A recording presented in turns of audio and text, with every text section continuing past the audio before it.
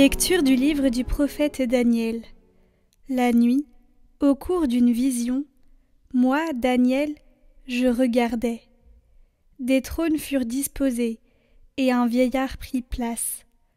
Son habit était blanc comme la neige, et les cheveux de sa tête comme de la laine immaculée.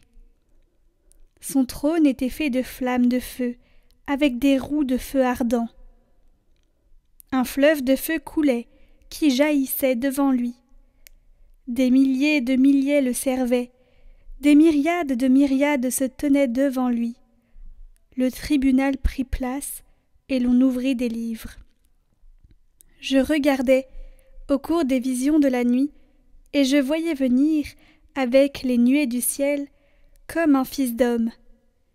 Il parvint jusqu'au vieillard, et on le fit avancer devant lui.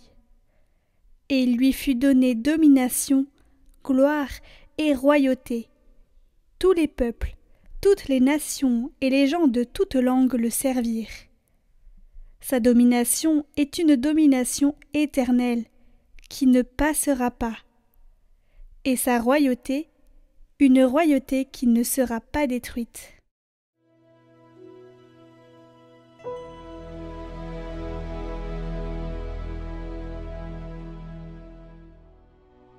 Seigneur, tu es roi, le Très-Haut sur toute la terre. Le Seigneur est roi, exulte la terre, joie pour les îles sans nombre. Ténèbres et nuées l'entourent, justice et droit sont l'appui de son trône. Quand ses éclairs illuminèrent le monde, la terre le vit et s'affola. Les montagnes fondaient comme cire devant le Seigneur, devant le Maître de toute la terre. Les cieux ont proclamé sa justice, et tous les peuples ont vu sa gloire. Tu es, Seigneur, le Très-Haut sur toute la terre, tu domines de haut tous les dieux. Le Seigneur est roi, le Très-Haut sur toute la terre.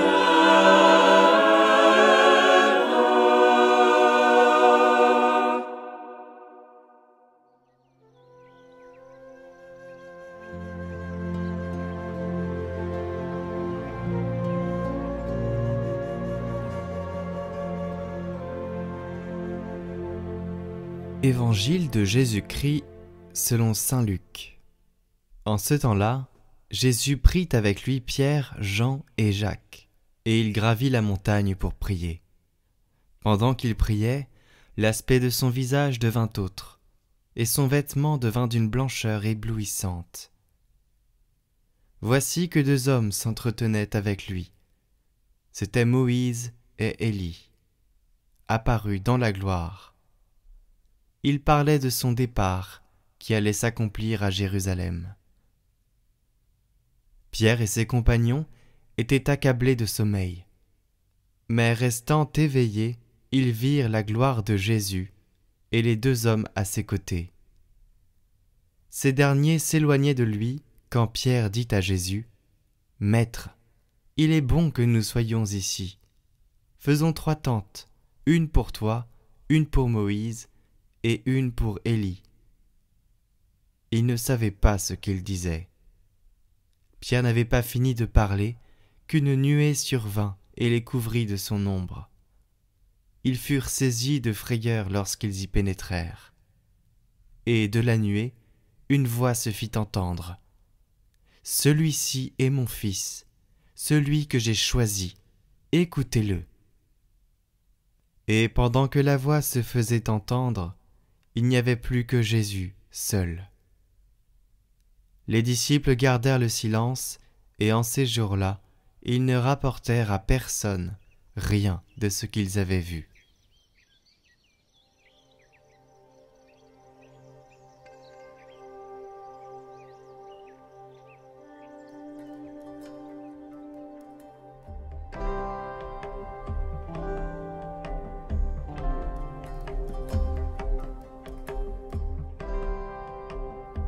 Commentaire de saint Léon le Grand. La gloire qui doit se révéler en nous. Jésus prit Pierre, Jacques et Jean, son frère, et les ayant amenés sur une haute montagne, il leur manifesta l'éclat de sa gloire, car même s'ils avaient compris que la majesté de Dieu résidait en lui, ils ignoraient que son corps, qui voilait sa divinité, avait part à la puissance de Dieu. Voilà pourquoi le Seigneur avait promis expressément, peu de jours auparavant, que parmi ses disciples, quelques-uns ici présents ne goûteront pas la mort avant de voir le Fils de l'homme venir dans son royaume, c'est-à-dire dans l'éclat royal, qui convenait spécialement à la nature humaine qu'il avait prise. Cette transfiguration avait d'abord pour but d'enlever du cœur des disciples le scandale de la croix pour que l'humilité de la passion, volontairement subie, ne trouble pas la foi de ceux qui auraient vu la grandeur de la dignité cachée. Mais par une même prévoyance, la transfiguration établissait dans l'Église de Jésus l'espérance destinée à la soutenir, en sorte que les membres du corps du Christ comprennent quel changement s'opérait un jour en eux, puisqu'ils étaient appelés à participer à la gloire qu'ils avaient vue resplendir dans leur chef, dans leur tête. À ce sujet, le Seigneur lui-même avait dit, parlant de la majesté de son avènement, « Alors les justes resplendiront comme le soleil dans le royaume de leur Père. » Et l'apôtre Paul affirme la même chose quand il dit « J'estime en effet que les souffrances du temps présent ne sont pas à comparer avec la gloire qui doit se révéler en nous. » Et dans un autre passage, « Car vous êtes morts et votre vie est désormais cachée avec le Christ en Dieu. Quand le Christ sera manifesté, lui qui est votre vie, alors vous aussi, vous serez manifestés avec lui plein de gloire. »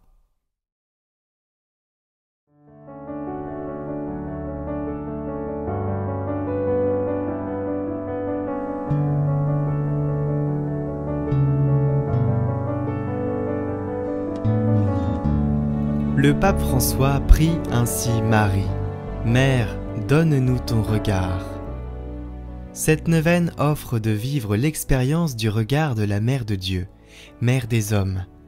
Nous sommes invités à venir au pied de Notre-Dame pour nous laisser regarder par elle et pour partager son regard sur les autres.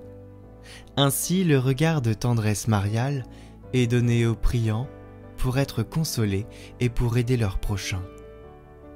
Nous pouvons nous exercer à la fidélité dans la prière, seul ou en famille.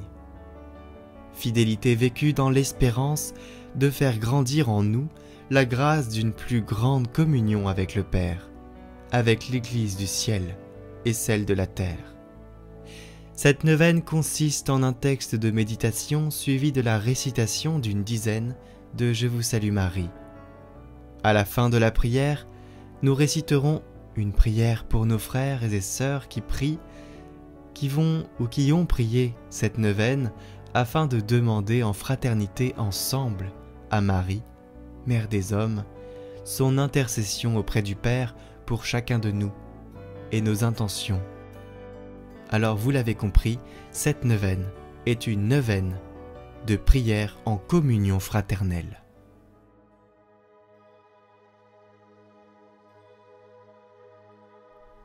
Au nom du Père, du Fils et du Saint-Esprit. Amen. Premier jour. La fidélité. Le chemin d'espérance de Marie s'illumine avec l'Annonciation. Le récit tout simple révèle la fidélité de Dieu et celle possible de toute personne humaine. L'attitude profondément croyante de Marie, Notre-Dame en témoigne. Cette fidélité se définit dans une disponibilité exprimée par un oui, en réponse à la parole de Dieu qui veut rétablir l'alliance d'amour avec l'humanité. Nous voyons dans le oui de Marie un éclairage sur les exigences et les limites de notre oui. Si nous disons à Dieu « rien n'est impossible », cela montre que, à la manière de Marie, l'amour de Dieu pour nous rend possible notre consentement. Demandons à Marie la grâce d'appuyer constamment notre fidélité et notre disponibilité confiante sur la fidélité de Dieu.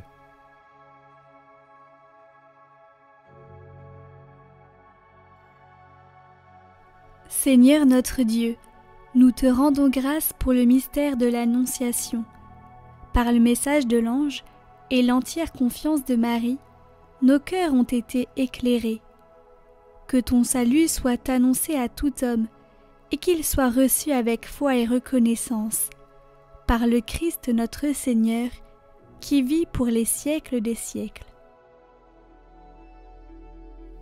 Marie, je te confie mon intention.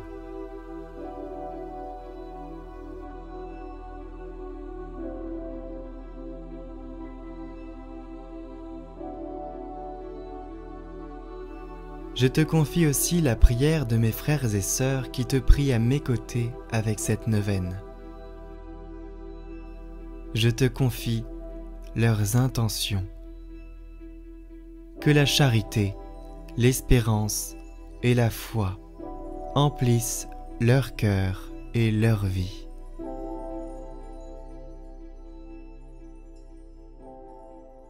Je vous salue Marie, pleine de grâce. Le Seigneur est avec vous. Vous êtes bénie entre toutes les femmes, et Jésus, le fruit de vos entrailles, est béni. Sainte Marie, Mère de Dieu, priez pour nous pauvres pécheurs, maintenant et à l'heure de notre mort. Amen. Je vous salue Marie, pleine de grâce. Le Seigneur est avec vous. Vous êtes bénie entre toutes les femmes, et Jésus, le fruit de vos entrailles, est béni. Sainte Marie, Mère de Dieu, priez pour nous pauvres pécheurs, maintenant et à l'heure de notre mort. Amen. Je vous salue Marie, pleine de grâce, le Seigneur est avec vous. Vous êtes bénie entre toutes les femmes, et Jésus, le fruit de vos entrailles, est béni. Sainte Marie, Mère de Dieu, priez pour nous pauvres pécheurs, maintenant et à l'heure de notre mort. Amen.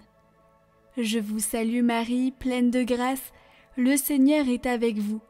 Vous êtes bénie entre toutes les femmes, et Jésus, le fruit de vos entrailles, est béni. Sainte Marie, Mère de Dieu, priez pour nous pauvres pécheurs, maintenant et à l'heure de notre mort. Amen. Je vous salue Marie, pleine de grâce, le Seigneur est avec vous. Vous êtes bénie entre toutes les femmes, et Jésus, le fruit de vos entrailles, est béni. Sainte Marie, Mère de Dieu, priez pour nous pauvres pécheurs, maintenant et à l'heure de notre mort. Amen. Je vous salue Marie, pleine de grâce, le Seigneur est avec vous. Vous êtes bénie entre toutes les femmes, et Jésus, le fruit de vos entrailles, est béni. Sainte Marie, Mère de Dieu, priez pour nous pauvres pécheurs, maintenant et à l'heure de notre mort. Amen. Je vous salue Marie, pleine de grâce, le Seigneur est avec vous.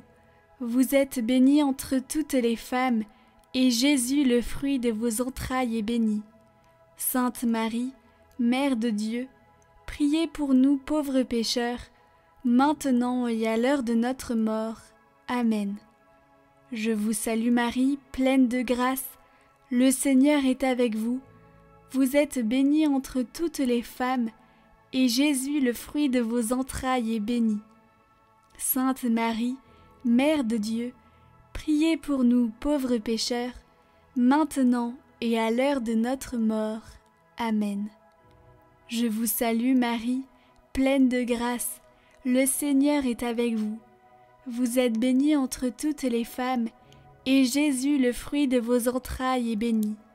Sainte Marie, Mère de Dieu, priez pour nous pauvres pécheurs, maintenant et à l'heure de notre mort. Amen. Je vous salue Marie, pleine de grâce, le Seigneur est avec vous. Vous êtes bénie entre toutes les femmes, et Jésus, le fruit de vos entrailles, est béni.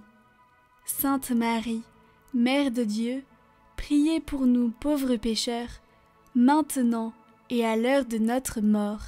Amen. Gloire au Père et au Fils, et au Saint-Esprit, comme il était au commencement, maintenant et pour les siècles des siècles. Amen.